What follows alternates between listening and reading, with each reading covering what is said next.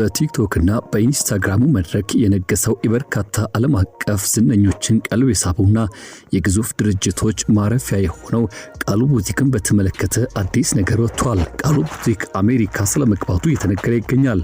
ከዚህ ጋር በተገናኘ በመረጃ ሰዓታችን የምናነሳውና የምንቃኘው መረጃ አካተናል። እስከ ፍጻሜው ቆያችሁ መረጃውን እናጋራችኋለን።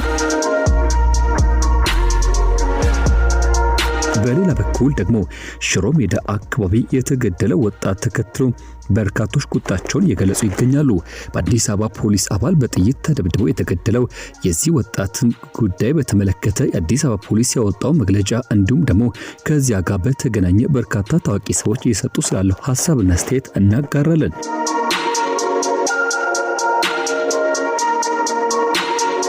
በስተመጨረሻ መረጃችን ደግሞ በረከት ገበረ በሚል ስም የምትታወቀው በረከት ወርቁን በተመለከተ አዲስ ነገር ወጥቷል። በፖሊስ በጥብቅ እንደምትፈለግ የተገለጸባትና እንዲሁም የእስር ማዘዣ የወጣባት በረከት ከዚህ ጋር በተገናኘ የሰጠችው ምላሽም አነጋጋሪ ሆኗል።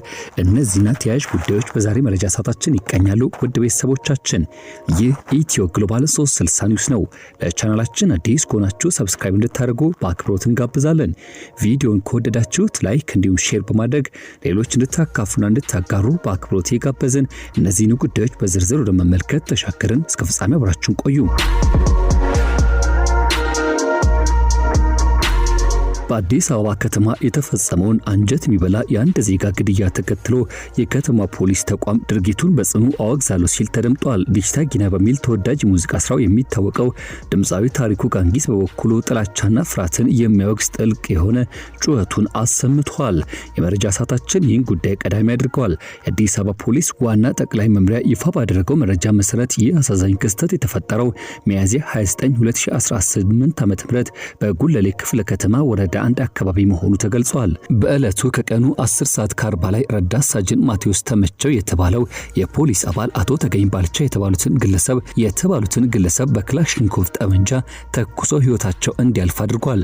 ፖሊስ ግድያውን የፈጸመው አባል ወዲያውኑ በቁጥጥር ስር አውሎ ምርመራ እንደጀመረ ያስታወቀ ሲሆን ከዚህ ዘግናኝ ድርጊት ጀርባ ያለው መንስኤ ፖሊስ ሲያብራራም በሟችና በፖሊስ አባሉ መካከል ከዚህ ቀደም በተፈጠረ ቂም እንደነበር ገልጿል።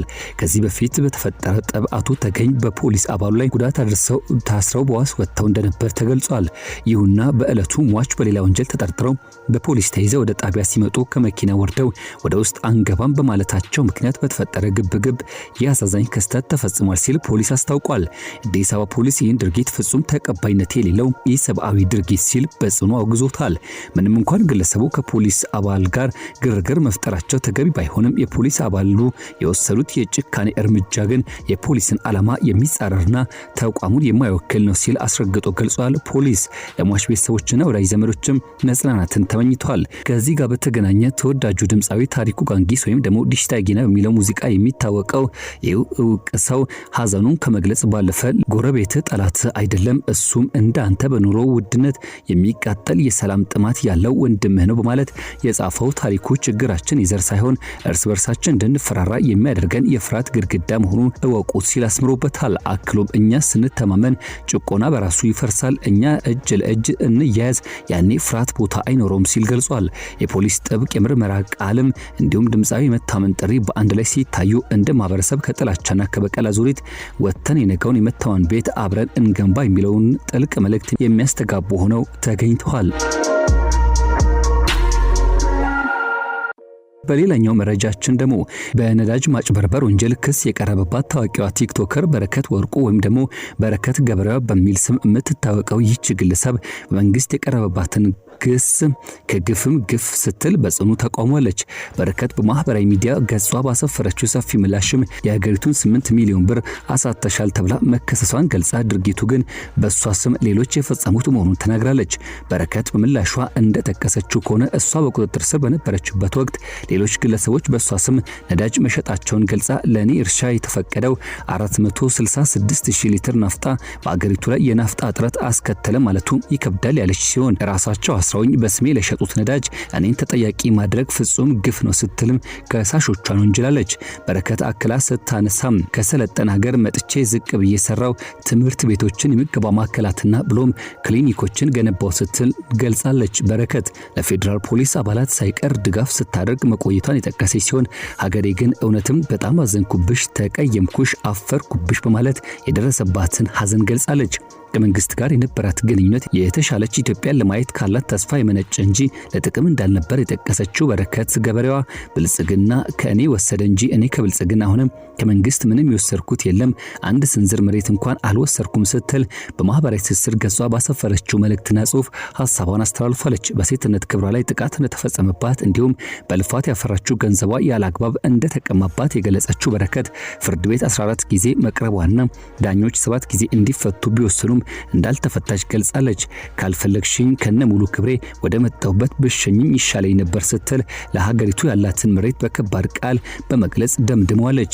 ይህ መልእክቷ በርካቶችን እያነጋገረና እያነሳ ይገኛል። የፌዴራሉ ከፍተኛ ፍርድ ቤት ልደታ ምድብ የሙስና ጉዳዮች ወንጀል ችሎት መዝገቡን ተቀብሎ ማየት በጀመረበት ወቅት ላይ በአቃቤ ሕግ ክስ ላይ እንደተመላከተው ባለስልጣናቱ የፍቃድ አሰጣጥ መመሪያን ከጣሱ በኋላ ከተከሳሽ ወይዘሮ በረከት ወርቁ አደራ ጋር በመሳጠር ከ466 ሊትር በላይ ነጭ ናፍጣ ያለምንም ሕጋዊ አግባብ እንድታገኝ አድርጓል የሚል ክስ ነበር የተመሰረተባት።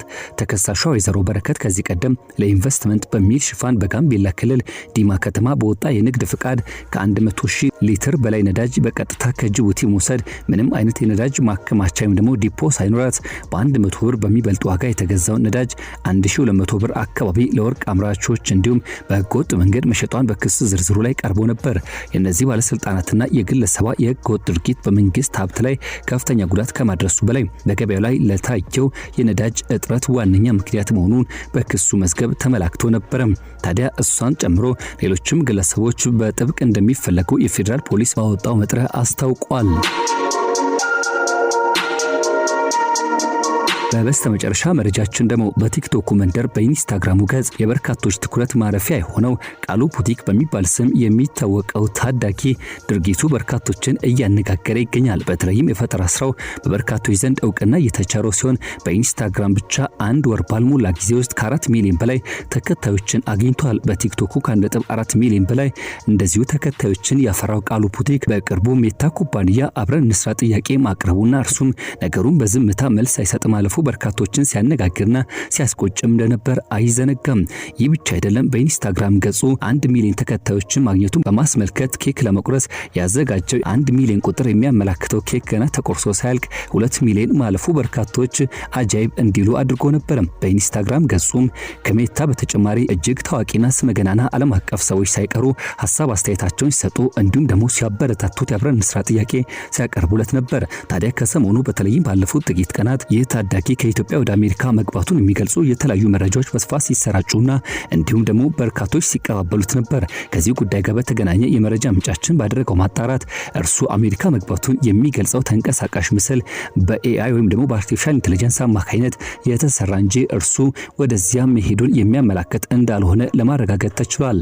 እኛም መልካም ምኞታችንን እንገልጻለን። ይህን የመሰለም የፈጠራ አቅምና ስራው በዓለም አቀፍ ደረጃ ተሻግሮ ኢትዮጵያን የሚያስጠራ ታዳጊ እንዲሆን ተመኘን። ወደ ቤተሰቦቻችን ይህ ኢትዮ ግሎባል 360 ኒውስ ነው። ለሰዓቱ ያዝናቸው መረጃዎች ደግሞ እነዚህን ይመስላሉ። ለቻናላችን አዲስ ከሆናችሁ ሰብስክራይብ፣ ቪዲዮን ከወደዳችሁት ላይክ እንዲሁም ሼር በማድረግ ለሌሎች እንድታካፍሉ እንድታጋሩ በአክብሮት የጋበዝን እየጠየቅን የዛሬን በዚህ ቋጨን። በሌላ መረጃ መልሰን እስከምናገኛችሁ በያላችሁበት ደግሞ ጥሩ መልካም ጊዜን እንመኛለን።